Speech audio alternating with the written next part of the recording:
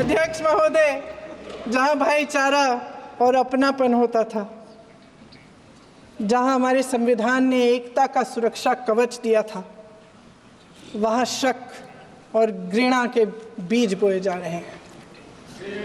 एकता का सुरक्षा कवच तोड़ा जा रहा है। प्रधानमंत्री जी यहाँ सदन में संविधान की किताब को यूं माथे से लगाते हैं, लेकिन संभल में, हाथरस में, मणिपुर में जब न्याय की गुहार आती है, उठती है, तो उनके माथे पे शिकन तक नहीं आता।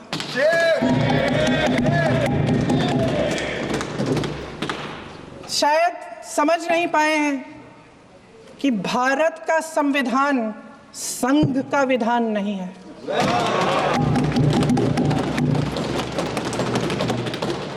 भारत के संविधान ने हमें एकता दी, हमें आपसी प्रेम दिया। उस मोहब्बत की दुकान जिस पर आपको हंसी आती है, उसके साथ करोड़ों देशवासी चले।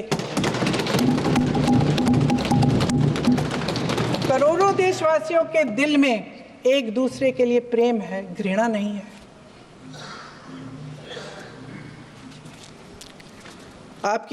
इनकी जो विभाजनकारी नीतियां हैं, उसका नतीजा हम रोज देखते हैं। राजनीतिक फायदे के लिए संविधान को छोड़िए, देश की एकता को भी ये रख नहीं सकते, इसकी सुरक्षा नहीं कर सकते। हमने संभल में देखा, मणिपुर में देखा। दरअसल इनका कहना है कि अलग अलग इस देश के अलग अलग हिस्से हैं, कैमरा। लेकिन हमारा संविधान कहता है कि ये देश एक है और ये देश एक रहेगा। जहां खुला विवाद होता था, अभिव्यक्ति का सुरक्षा कवच होता था, इन्होंने भय का माहौल पैदा किया है। सत्ता पक्ष के मेरे साथी अक्सर 75 सालों की बात करते हैं, लेकिन इन 75 सालों में ये उम्मीद, आशा, ये अभिव्यक्ति की ज्योति कभी थमी नहीं, कभी बुझी नहीं। इस देश की जनता ने खुलकर आलोचना की, निडर होकर धरने किए, प्रदर्शन किए। जब जब जनता नाराज हुई, तब तब सत्ता को ललकारा, उसे चेतावनी दी, बड़े से बड़े नेताओं को कटघरे में खड़ा किया, उनसे जवाब मांगा, न्याय मांगा। इस देश के छोटे छोटे से नुक्कड़ की दुकानों में, चाय की दुकानों में, इस देश के घरों में, गलियों में, मोहल्लों में, अखबारों में, प्रकाशन घरों में, न्यायपालिकाओं में चर्चा कभी बंद नहीं हुई। लेकिन आज ये माहौल नहीं है। आज जनता को सच बोलने से डराया जाता है, धमकाया जाता है। पत्रकार हो या विपक्ष का नेता हो या किसी यूनिवर्सिटी का प्रोफेसर हो, छात्र संघ हो या कर्मचारियों का संगठन हो, सबका मुंह बंद कराया जाता है। किसी पे ईडी, किसी पे सीबीआई, किसी पे इनकम टैक्स, फर्जी मुकदमे लगवाए जाते हैं, जेल में डाल दिया जाता है।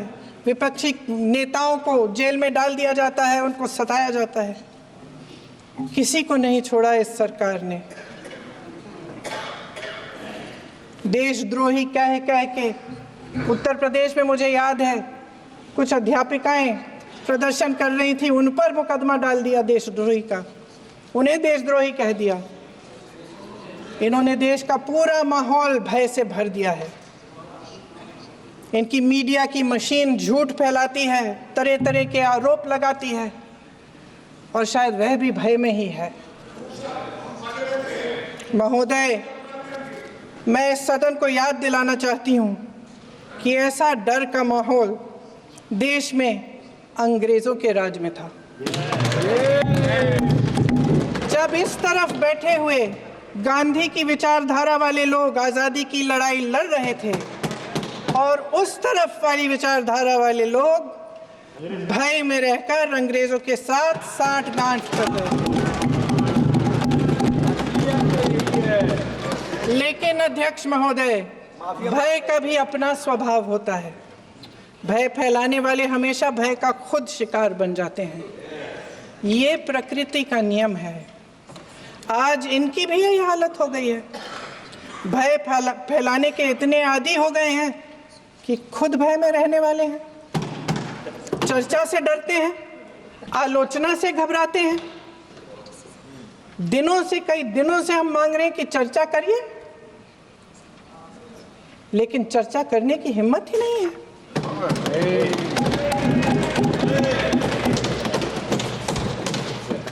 एक कहानी होती थी अध्यक्ष महोदय, शायद बचपन में आपने भी सुनी होगी। राजा भेष बदलकर बाजार में आलोचना सुनने जाता था। ये सुनने जाता था कि प्रजा मेरे बारे में क्या कह रही है, मैं सही रास्ते पे चल रहा हूं कि नहीं। लेकिन आज का राजा, भेष तो बदलते हैं आज के राजा, शौक तो है उनको भेष बदलने का, लेकिन न जनता के बीच जाने की हिम्मत है और ना आलोचना सुनने की। महोदय, मैं तो सदन में नहीं हूं।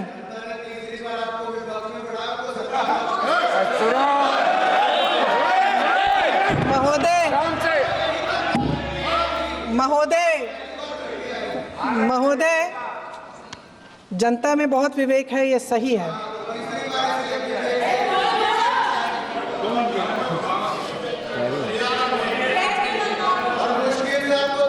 अच्छा महोदय, मैं सदन में नहीं हूँ, कुछ हाँ ठीक है, मैं सदन में नहीं हूँ, मात्र 15 दिनों से आ रही हूँ। लेकिन मुझे ताज्जुब होता है कि इन 15 दिनों में इतनी बड़े इश्यूज हैं, इतनी बड़ी बातें हैं, प्रधानमंत्री जी मात्र एक दिन के लिए, शायद 10 मिनट के लिए दिखे हैं सभा।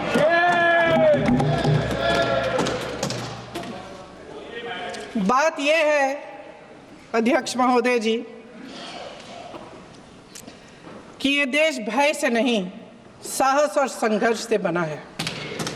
इसको बनाने वाले देश के किसान, जवान, देश के करोड़ों मजदूर और गरीब जनता है।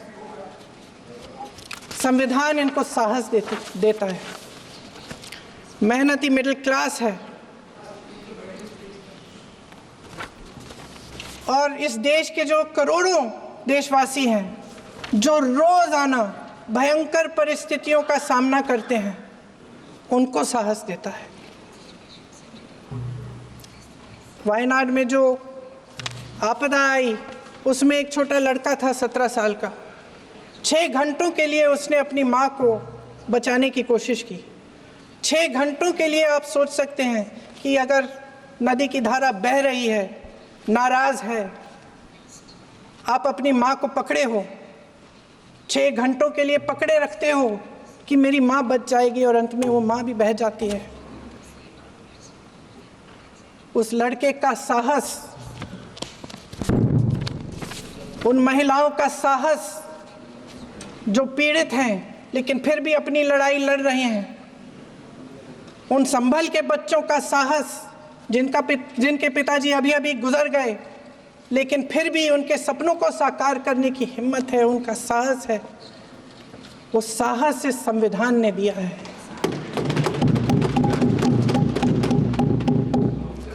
वो आत्मविश्वास से संविधान ने दिया है। ये देश भय से नहीं चल सकता, ये देश साहस से ही चलेगा। भय की भी सीमा होती है, और जब वो सीमा पार हो जाती है, जब किसी को इतना दबाया जाता है कि उसको लगने लगता है कि अब मेरे पास खोने के लिए कुछ नहीं है, तब उसमें एक ऐसी शक्ति पैदा होती है जिसके सामने कोई कायर खड़ा नहीं हो सकता। ये देश कायरों के हाथों में ज्यादा देर तक कभी नहीं रहा है। ये देश उठेगा, ये देश लड़ेगा, सत्य मांगेगा, सत्यमेव जयते। जय हिंद।